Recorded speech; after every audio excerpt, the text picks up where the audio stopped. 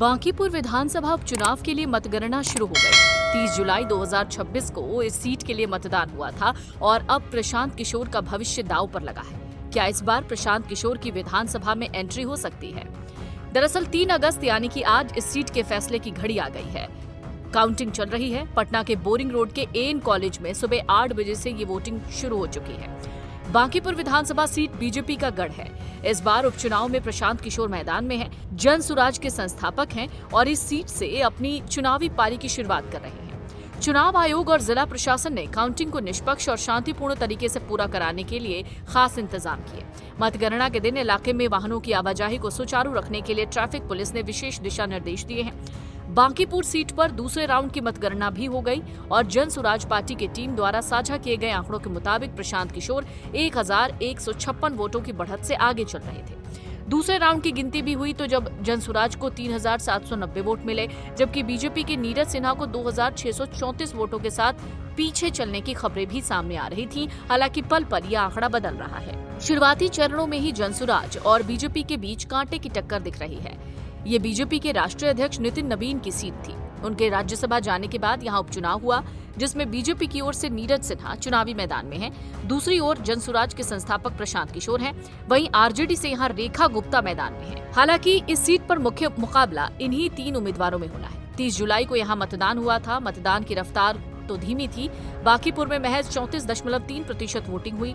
सुबह से वोटों की गिनती हो रही है। बांकीपुर के साथ साथ मध्य प्रदेश के दतिया और गुजरात के मांजलपुर विधानसभा सीट पर भी उपचुनाव हुए, जिसके नतीजे भी आज ही आएंगे। बांकीपुर विधानसभा सीट का उपचुनाव बीजेपी के लिए प्रतिष्ठा का सवाल है, क्योंकि ये सीट पार्टी के राष्ट्रीय अध्यक्ष नितिन नबीन के इस्तीफे के बाद खाली हुई है।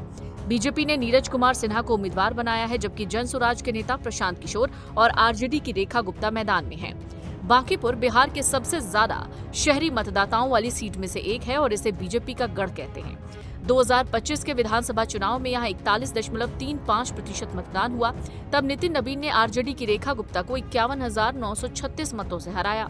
मेरी तो शुभकामनाएं हैं और निश्चित रूप से पूरे चुनाव के रणनीतिकार वो खुद रहे हैं और देखे कि अपनी रणनीति में कितना सफल हो पाते हैं, बिहार की जनता का कितना विश्वास जीत पाते हैं, क्योंकि उन्होंने बहुत सारे ऐसे वायदे किए थे जो हमें अपेक्षा करते हैं कि उन पे वो खरे उतरे। बहरहाल लोकतंत्र में दोनों चीजें हैं। मैं ये जरूर कहना चाहूंगा कि सबसे बड़ी बात है कि एक नई पार्टी उन्होंने पिछले सालों में बनाई। स्वयं पिछली बार चुनाव नहीं लड़ा था, इस बार वो चुनाव लड़ रहे हैं, तो मेरी शुभकामनाएं हैं। लेकिन मैं कहूँ जो भी जीते, जिस भी दल का वो जीते, वो वहाँ के अपनी जनता का जो है, बिहार की जनता की अपेक्षाओं पे खरा उतरे, मेरी ये अपेक्षा है।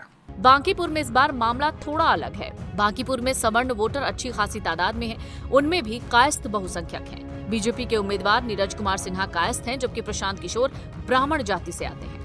ऐसे में कहा जा रहा है प्रशांत किशोर बीजेपी के वोट बैंक में सेंध भी लगा सकते हैं। इसके अलावा प्रशांत उन मुद्दों को उठा रहे हैं जिनसे बिहार के आम लोग जूझ रहे हैं। ऐसे में कहा जा रहा है कि जो एनडीए और आरजेडी दोनों से नाराज हैं, वो प्रशांत के साथ आगे आएंगे। हालांकि देखना दिलचस्प होगा कि बांकीपुर की जनता का आज क्या मैंडेट होता है।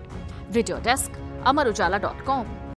अगर आप ये वीडियो YouTube पर देख रहे हैं तो हमारे चैनल को सब्सक्राइब कर बेल आइकन दबाएं और Facebook पर देख रहे हैं तो हमारे पेज को लाइक करें।